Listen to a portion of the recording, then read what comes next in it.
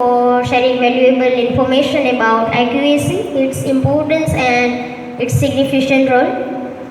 Now, our next speaker is Ms. Aditi Dave, who also holds multiple significant roles, serving as an officer of special duty for NAC, and is also the coordinator of Sri Dhirendra Bhai Mehta PG Center of English and Scope. Today, she will present a PowerPoint on GMC Hostel, Scope and MA English.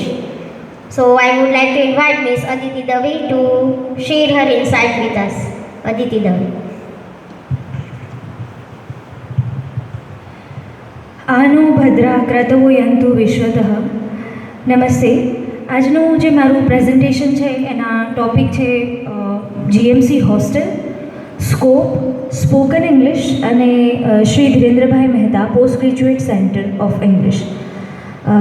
હોસ્ટેલથી શરૂઆત કરીએ તો હોસ્ટેલનો જે objective, હોસ્ટેલના જે હેતુ છે એ છે to have a home away from home. ઘરથી દૂર એક ઘર વિદ્યાર્થીનીઓને મળે.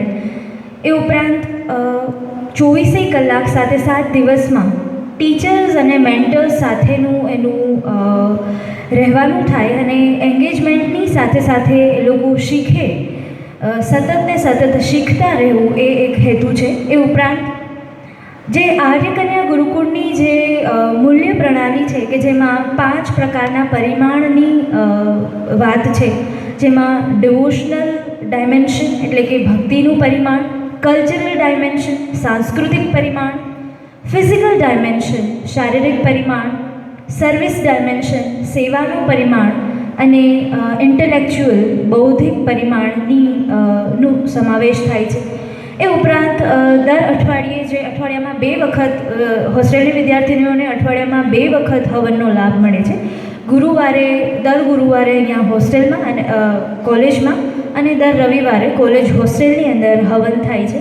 તો વીકલી હવન એન્ડ અપોઇન્ટમેન્ટ ઓફ એચઆર્સ, જેવી રીતે અહીંયા કોલેજની અંદર સીઆર્સ છે, કોલેજ ક્લાસ રિપ્રેઝેન્ટેટિવ્સ, એવી રીતે હોસ્ટેલની અંદર હોસ્ટેલ રિપ્રેઝેન્ટેટિવ્સને નીમવામાં આવ્યા છે કે જેથી કરી અને હોસ્ટેલનું જે સંચાલન છે સુચારુ રૂપે થઈ શકે.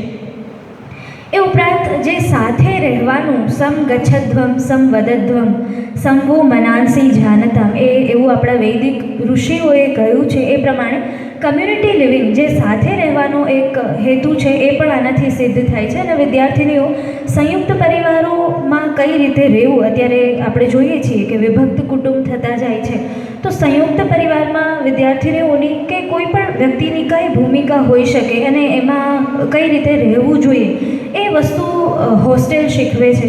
તો ટુ લર્ન કમ્યુનિટી લિવિંગ, એ ઉપરાંત to learn the best of the east and the west with special focus on the Indian Vedic systems and practice. ભારતીય વૈદિક પરંપરાઓ, ભારતીય વૈદિક પ્રણાલીઓમાં જે પૂર્વ અને પશ્ચિમનું જે કાંઈ આંધળું અનુકરણ નહીં, પરંતુ પૂર્વ અને પશ્ચિમનું જે કંઈ પણ શ્રેષ્ઠ છે એ કઈ રીતે લેવું એ વિદ્યાર્થીઓને શીખવવામાં આવે છે. તો આ બધા હોસ્ટેલ હોવાના એક હેતુઓ છે.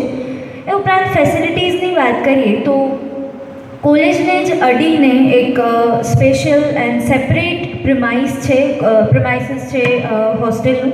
એ ઉપરાંત 20 બાય 20ના રૂમ છે કે જેમાં એક રૂમની અંદર 8 વિદ્યાર્થીનીઓનો સમાવેશ કરવામાં આવે છે. 24 કલાક વાઈફાઈ ફેસિલિટી સાથે 3 કમ્પ્યુટર સિસ્ટમ્સ છે કે જેનાથી વિદ્યાર્થીનીઓને જો અભ્યાસને લગતી કંઈ પણ પ્રવૃત્તિઓ કરવી હોય તો એ આ કમ્પ્યુટર સિસ્ટમ્સના માધ્યમથી કરી શકે છે. એ ઉપરાંત લાઇબ્રેરી ફેસિલિટી પણ અવેલેબલ છે, એટલે કે કોલેજ હોસ્ટેલને પોતાની એક અંગત લાઇબ્રેરી છે કે જેમાં અંગ્રેજી, હિન્દી અને ગુજરાતી ત્રણેય ભાષાના પુસ્તકો ઉપલબ્ધ છે. એ ઉપરાંત એક સોલાર યુનિટ કે જેમાં સોલાર વોટર હીટર અને વોટર પ્યુરિફાયર પણ આવેલું છે. દરેકે રોજે રોજ અલગ અલગ પ્રકારનું જે ન્યુટ્રિશનલ ગાઈડલાઇન્સ મુજબ સવારનો નાસ્તો, બપોરનું જમવાનું, સાંજનો નાસ્તો અને રાત્રિ ભોજનનો સમાવેશ થાય છે. એ ઉપરાંત સિક્યુરિટી પર્સનલ છે એ 24 કલાક ત્યાં હાજર રહે છે સિક્યુરિટી પર્પઝ માટે. અને જો કોઈને પ્રાથમિક સારવારની જરૂરિયાત હોય તો પ્રાથમિક સારવારની કિટ છે એ પણ અવેલેબલ છે. વિદ્યાર્થીનીઓને જો કોઈ ગંભીર સમસ્યાઓ હોય અથવા તો કોઈ ઇમરજન્સી સારવાર માટે બહાર લઈ જવામાં પણ આવે છે તો બહારના ડૉક્ટર્સને પણ મળી શકાય છે. તો આ બધી ફેસિલિટીઝ છે. જો હોસ્ટેલના ટાઈમ ટેબલની વાત કરીએ તો હોસ્ટેલની વિદ્યાર્થીનીઓ માટે થોડુંક અઘરું કહી શકાય એવું ટાઈમ ટેબલ તમે જોઈ શકો છો. સવારના 5 વાગ્યાથી સુપ્રભાતમથી શરૂઆત થાય છે. ત્યારબાદ 6 વાગ્યે સવારની પ્રાર્થના હોય છે કે જેમાં વૈદિક ઋચાઓ સાથે વિદ્યાર્થીનીઓ પ્રાર્થના કરે છે. ત્યાર પછી 6:55 સવારના નાસ્તાની વ્યવસ્થા છે. 7:30 કોલેજ આવે છે. 1:30 વાગ્યે બપોરના ભોજનની વાત છે. ત્યાર પછી 3 થી 5 દરમિયાન STC NSQF એડ-ઓન કોર્સીસમાં વિદ્યાર્થીનીઓ આવે છે. અને એ ઉપરાંત જો જે વિદ્યાર્થીનીઓમાં નથી જોડાયેલી અને એમ છતાં બીજી કોઈ સ્પર્ધાત્મક પરીક્ષાઓની તૈયારી કરવા માંગે છે તો વિદ્યાર્થીનીઓ પોતાના મોબાઈલ ફોનથી આ બધી પરીક્ષાઓની તૈયારી પણ કરે છે. એ ઉપરાંત 6:15 ઇવનિંગ પ્રેયર્સ છે, સાંજની પ્રાર્થના છે. ત્યાર પછી 6:35 રાત્રિ ભોજન. 9 વાગ્યેથી એના સ્ટડી અવર્સ શરૂ થાય છે કે જેનો રીડિંગ ટાઈમ હોય છે અને 10 વાગ્યાથી રેસ્ટિંગ અવર્સ છે. એ પછી જો હોસ્ટેલ સ્ટ્રેન્થની વાત કરું તો FYમાં અત્યારે 25ની સંખ્યા છે, SYમાં 15, TYમાં 25, MCOMમાં 1 અને કુલ 66 વિદ્યાર્થીઓ અત્યારે હોસ્ટેલમાં હાજર છે. અને 4 વિદ્યાર્થીનીઓ છે હોસ્ટેલ છોડીને જતી રહી છે, જેનું કારણ એ અલગ અલગ પ્રકારની પોલીસ કે એવી NCC વગેરે જેવી પ્રવૃત્તિઓમાં વધારે સામેલ હોવાથી હોસ્ટેલમાંથી જવા આવવાનું ફાવે નહીં. એટલા માટે 4 વિદ્યાર્થીનીઓ 3 FYમાંથી અને 1 SYમાંથી લેફ્ટ થયેલ છે. આ બધી એક્ટિવિટીઝ છે કે જે આપ સૌ જોઈ શકો છો, જેમાં હોસ્ટેલમાં વિદાય સમારંભમાં વિદ્યાર્થીનીઓ પોતાના ભાવ અભિવ્યક્ત કરી રહી છે. હોસ્ટેલમાં જે હવનની પ્રવૃત્તિઓ થાય છે એ, ત્યારબાદ ભોજનાલયની અંદર ભોજન લેતા સમયે, ત્યાર પછી ક્રિસમસની ઉજવણી અને એ ઉપરાંત ઉતાસણીની ઉજવણી પણ થયેલી છે.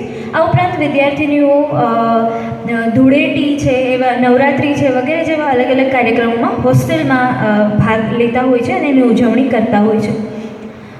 Now if I talk about scope, then I'm the coordinator of the scope, and with me co-coordinator is Ms. Parul Shukla. Scope is basically the short form of Society for Creation of Opportunity through Proficiency in English. If I talk about this year, then 185 students have enrolled themselves in the scope examination, in which 70 students got A1, 36 students got A2, 7 students got B1, 1 student got B2, and 70 students are there who have secured below A1 and 1 student was absent. This is the picture showing the scope examination.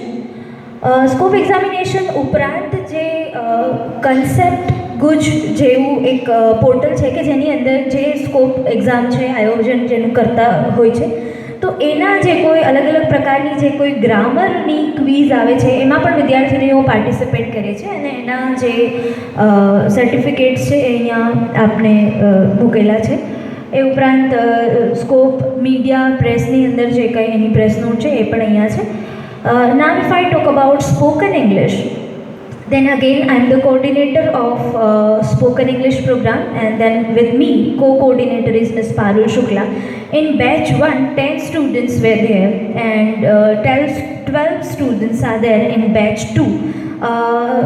Batch 1 was physical in presence, we used to teach students, but batch 2 is because of timing issues, we are having online sessions in which we put video on YouTube, on our YouTube channel, and the students can see and will have a test afterwards, and so these are some of the videos. You can visit all these videos on our YouTube channel.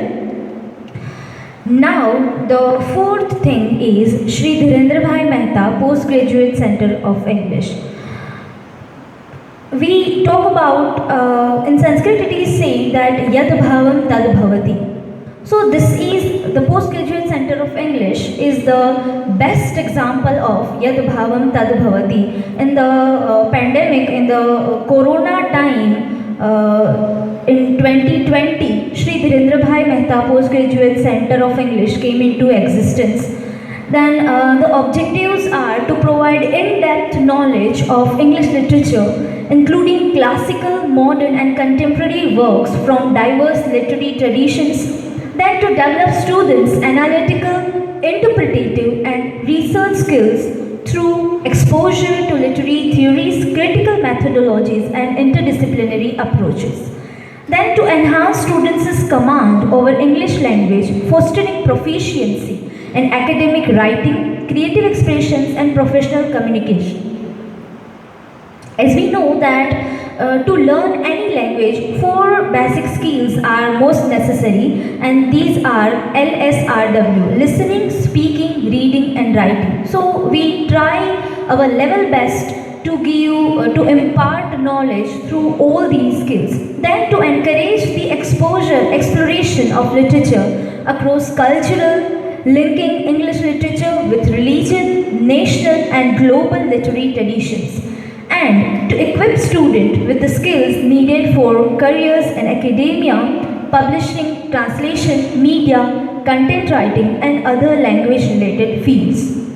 Now this is our curriculum as per the Bhakta Kavi Narsih Mehta University guidelines, and starting with the paper number 101 to 110A, we are having in the first year, means semester 1 and 2, and in the second year, MA part 2, we are having paper number 111 to paper number 120, including film studies, diasporic literature, gender studies, Indian English literature, American literature.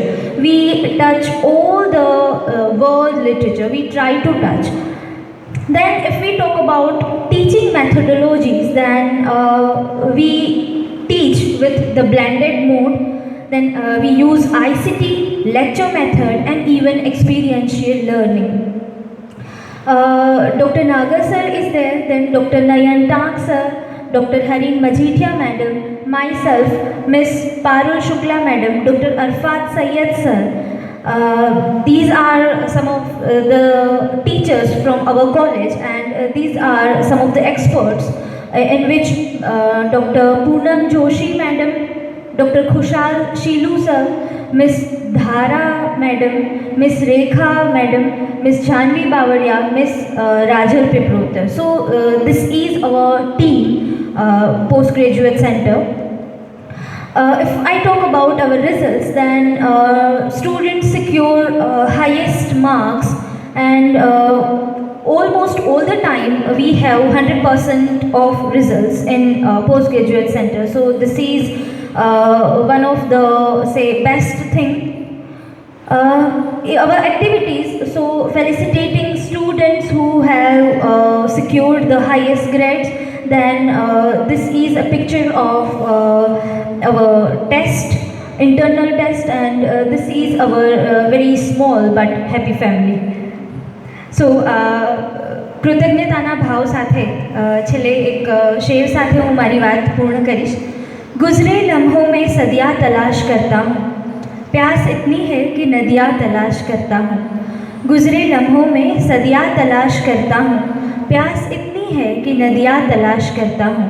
यहाँ लोग गिनते हैं खूबियाँ अपनी, यहाँ लोग गिनते हैं खूबियाँ अपनी, मैं अपने आप में खामियाँ तलाश करता हूँ. कृतज्ञ अस्मि. धन्यवाद.